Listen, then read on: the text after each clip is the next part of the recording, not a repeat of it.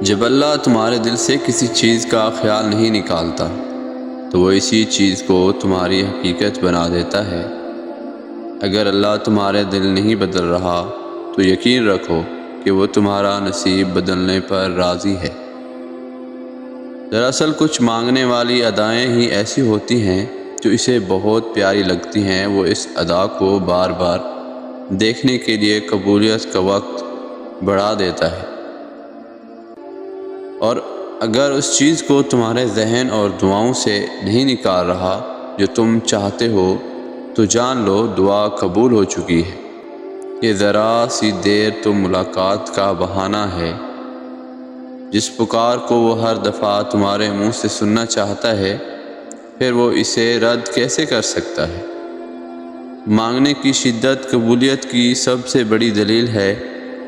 تمہاری مسلسل دعائیں تمہارے مقدر کو بدل سکتی ہیں، اور یقین رکھو جب اللہ کو تمہارے مانگنے کا انداز پسند آ جاتا ہے تب وہ دینے میں ذرا سی تاخیر کر دیتا ہے تاکہ تمہاری آواز اسے بار بار سنائی دیتی رہے۔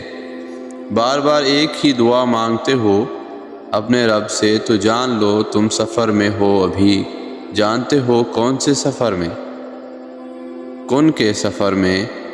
یہ کن کی جستجو تو تمہارے دل میں آئی ہے، اس کو پانے کے لیے جو تم سفر کر رہے ہو وہ ہے کن کا سفر۔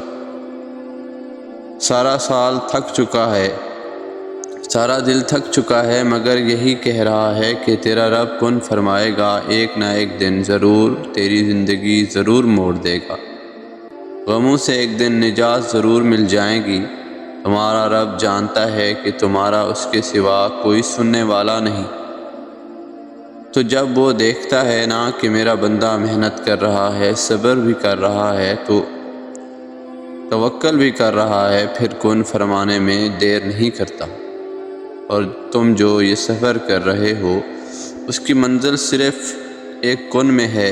شرط بس یہ ہے کہ اس کے راستے پر تمہیں بھٹکنا نہیں ہے، کن رکنا نہیں ہے، اور کسی سے راستہ نہیں پوچھنا کہ راستہ صحیح ہے یا نہیں۔ لوگوں کی مداوت لینا، بس چلتے رہنا۔